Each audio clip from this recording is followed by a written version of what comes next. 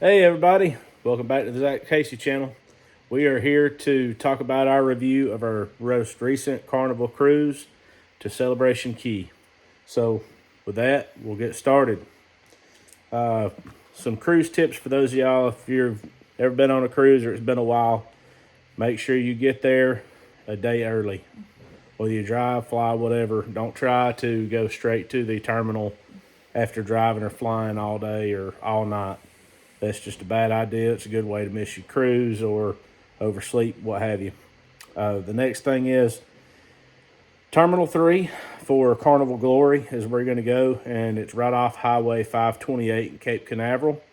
So make sure before you go to the terminal and get off in security, all that, make sure you use the bathroom frequently and often, especially before you start through security, because there's going to be a period of time where no matter how bad you got to go, there's nowhere to go. So take care of that business first. And with that, we're going to start with our likes. So I'll start with mine. What I really like are the fun times. So these come out every day, and it's basically a little newspaper for Carnival. And they give these out every day when you come in, right where they leave your room keys. They're going to leave this in your mailbox. And it calls out everything that's going on that day, everywhere where you can get food, what time it's open, again, all the events, and a lot of important information is in those. But I like to use these to help kind of plan out our activities for the day and just make sure that you're not trying to pack your day too full, but you do see the stuff you want to see. You can't overdo this. Ask my wife, right? Yeah.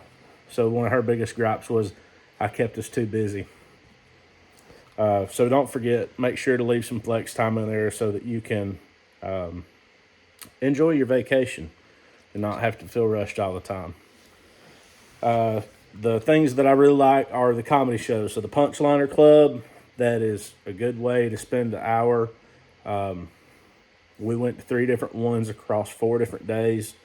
The deck parties are fun. The 80s Rock and Glow, that was pretty cool, as well as the Epic Rock show.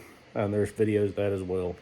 The food is not bad. What I did notice this time around, and it's something that's probably changed over the last few years, is the food that's in the main dining room is oftentimes just a little bit lower quality on the buffet. So whether you eat at the buffet on the Lido deck or you're actually going to the main dining room, you're going to be getting about the same experience. The food is a little bit better and the service is a little bit better in the main dining room, obviously, but that's the trade-off. The other thing I will say is Celebration Key. I'll get to the dislikes in a minute, so let's stick to the positives. I really, really liked Pearl Cove. Of the entire island, the adult-only Pearl Cove, I know it's a significant upcharge, but especially for the time of year where, it's been kind of cool, even for the Caribbean. Their temperatures were cooler the last couple of weeks. Now, it warmed up while we were there. The air temperature was in the, low to mid 80s, but the water temperatures were still low. But the heated pool in Pearl Cove with a swim-up bar, the infinity pool that butts right up to the beach, was spectacular. Can't say enough good things about it. Loved it. Now, let's hear from Brandy. What was your likes? I liked getting up and having my coffee before everybody else got up. Okay. Why is it that you liked having your coffee before everybody got up? There was too many people up. Too many people There up. was too many people crowding, kids running around. Okay. Was there anything else that you really liked about our 4-day cruise? I liked the pool. The pool And the Pearl Cove. and Pearl Cove. All right. Now let's talk about our dislikes.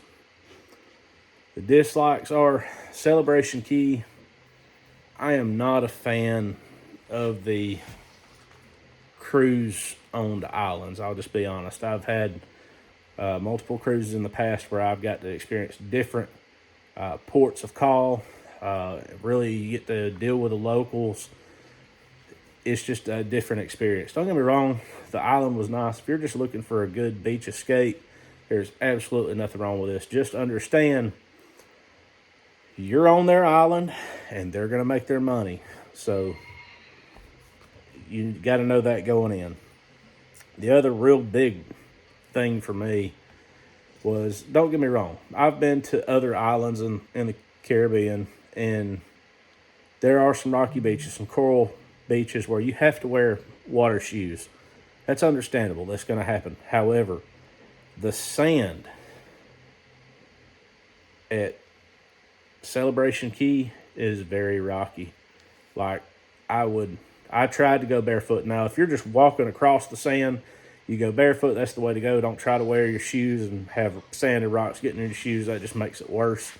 But if you're going into the ocean at Celebration Key, wear water shoes, sandals, flip flops, something. Do not try to go in that water barefoot. I know people do it. You can, but to me, it's not worth the risk of slicing your foot open and then, you pretty much wrecked your trip for that one thing. Just wear water shoes. Not that big a deal.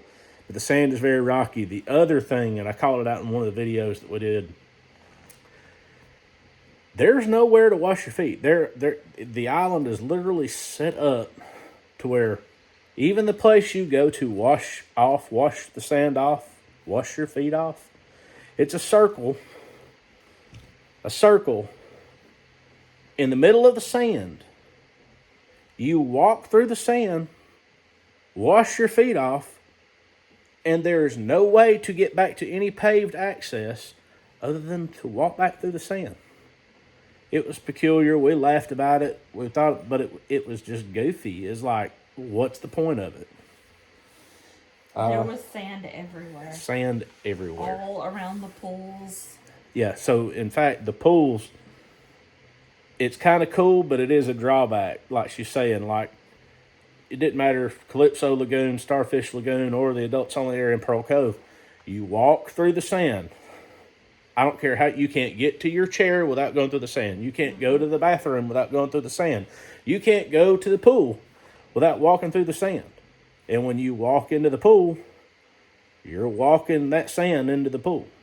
Mm-hmm. I don't know how they keep it clean, because I honestly, once you got off in the pool, I didn't see any sand, didn't feel any sand, didn't feel any rocks. And it wasn't the soft sand. No, it was rocky sand. It is rocky sand. But overall, I enjoyed the trip. I'd 100% do it again. However, I will make this call out. Pearl Cove in the winter months, absolutely going to pay that upcharge. Going to do that. It was worth it. If the crowds are real wild and you're going without children, Pearl Cove's the way to go. It's worth the upcharge. If it's the middle of the summer, June, July, August, and I've got my kids, we're going to go to Starfish, we're going to go to Calypso, and we're going to have a great time. The swings bar, where the swings on the bar in the pool, it's the largest freshwater pool in the world. It was beautiful. It was amazing. However, if you're going in the winter months like we did, that water was cold. I did get in it. I swam for a little while. It was cold. Pearl Cove, perfect water temperature. It was like 73, 74. It was awesome. Swim up bar there as well. But yeah, big drawbacks, rocky sand. Anything else? No, Carnival is more of a party ship.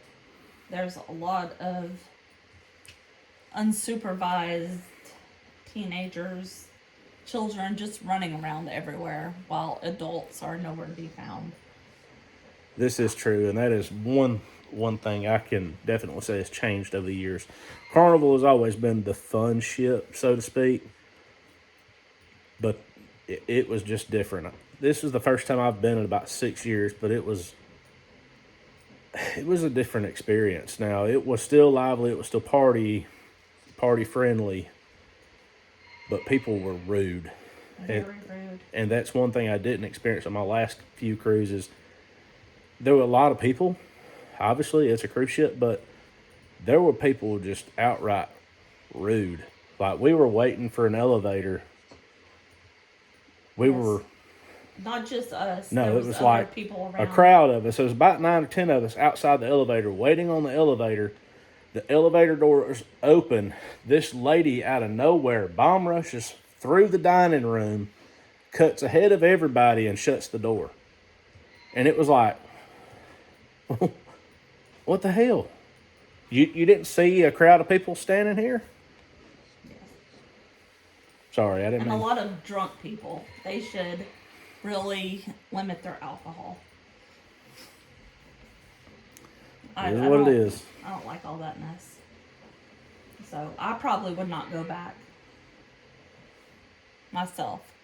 He would be going by himself or with the kids, and I'll be home taking my vacation. That's the introvert versus the extrovert. It was still a lot of fun. Yes, I'd do it again. Hope this helps everybody. Stick around. We'll have more coming.